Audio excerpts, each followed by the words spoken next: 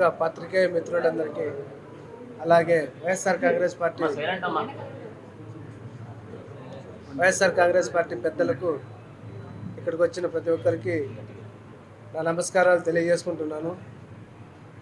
ముందుగా గత ఎన్నికల్లో 2019లో వైఎస్ఆర్ కాంగ్రెస్ పార్టీ అధికారంలోకి వచ్చిన తర్వాత ముఖ్యమంత్రి వైఎస్ జగన్మోహన్ రెడ్డి గారు ప్రతి ఒక్క హామీని నెరవేర్చి ఈరోజు ప్రజల్లో మరింత విశ్వాసం పెంచుకున్నాడు, అలాగే మరింత విశ్వాసంతో ముందుకెళ్తున్నాడు అనేది ఈరోజు మనకందరికీ తెలిసిన విషయమే.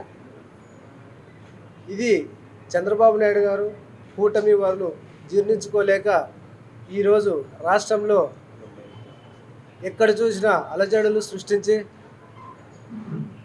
గొడవలు, అలాగే ఓటమి భయము ఎదురవుతుందేమో అని చెప్పేసి వారు భయపడి ముందుగానే ఎల్లర్లకు పూనుకున్నారని చెప్పేసి సందర్భంగా తెలియజేస్తా ఉన్నాను. రాష్ట్రంలో చంద్రబాబు నాయుడు గారు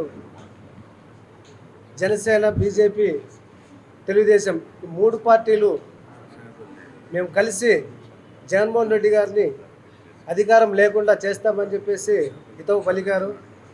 కానీ రాష్ట్రంలో ఉండే ప్రజలంతా కూడా ఈరోజు ఇచ్చిన ప్రతి హామీని జగన్మోహన్ రెడ్డి గారు నెరవేర్చి ప్రజల పక్షాన ఈరోజు నిలబడ్డాడని చెప్పేసి తెలియజేస్తూ ఉన్నాను. అలాగే విద్య, వైద్యం, వ్యవసాయం, పారిశ్రామిక రంగాల్లో విప్లవాత్మక సంస్కరణలు తీసుకొచ్చి ఈరోజు రాష్ట్రాన్ని అభివృద్ధి పథంలో నిలిపారు. రేపొద్దున మాకు అధికారం దక్కదేమో, అధికారం రాదేమో అనే అపోహలో ఈరోజు చంద్రబాబు నాయుడు గారు ఉన్నారు. అధికార దాహం కోసము ఏ చర్యకైనా పాల్పడతాడని చెప్పేసి సందర్భంగా తెలియజేస్తూ ఉన్నాను. అధికారం ఎవరి సొత్తు కాదు, ఒకరి సొత్తు కాదు. రాష్ట్ర ప్రజలు ఎవరిని నిర్ణయిస్తే వారే అధికారంలోకి వస్తారని చెప్పేసి ఈ విషయం గమనించుకోవాలని చెప్పేసి తెలియజేస్తూ ఉన్నాను. రాష్ట్ర ప్రజలు ఏ మేరకు నిర్ణయించారు, రాష్ట్ర ప్రజలు ఎవరిని ఎన్నుకోబోతున్నారు, రాష్ట్ర ప్రజలకు మంచి జరిగిందా లేదా అనే విషయం మీద ఆలోచన చేయాలని చెప్పేసి తెలియజేస్తూ ఉన్నాను. అలాగే మొన్న ఎలక్షన్ అయిపోయిన మరుసటి రోజు తాడిపత్రిలో జరిగిన సంఘటన కూడా ఇందుకు ఉదాహరణ అని చెప్పేసి తెలియజేస్తూ ఉన్నాను. అలాగే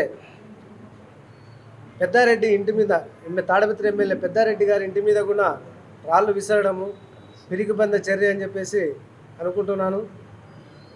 ఇలా ఓటమి భయంతో అధికారంలో ఉన్న పార్టీ మీద ఇలా దాడులు చేయడం ఎంతవరకు సమంజసం అని చెప్పేసి అడుగుతూ ఉన్నాను. ఇటువంటి చర్యలు కూడా పోలీసు వారు ఎందుకు ఆపలేకపోయారని చెప్పేసి అడుగుతున్నాను. పోలీసు వారు కూడా సమన్వయం పాటించి ఇరు పార్టీలను కూడా సమన్వయం చేసుకొని ఎక్కడ కూడా గొడవలు, అలజడులు సృష్టించకుండా ఎలక్షన్ ఖచ్చితంగా జరపాలని చెప్పేసి కూడా ఎలక్షన్ కమిషన్ వారు చెప్పారు. అయినా కూడా కొంత మేరకు ఈ పోలీసు వ్యవస్థ కూడా ఈ దాడులకు సహకరించిందని చెప్పేసి తెలియజేస్తూ ఉన్నాము. ఖచ్చితంగా వారిపై కూడా కఠిన చర్యలు తీసుకొని అలాగే ఖచ్చితంగా న్యాయం చేస్తారని చెప్పేసి ఈ సందర్భంగా మీకు అందరికీ తెలియజేస్తూ ఉన్నాము.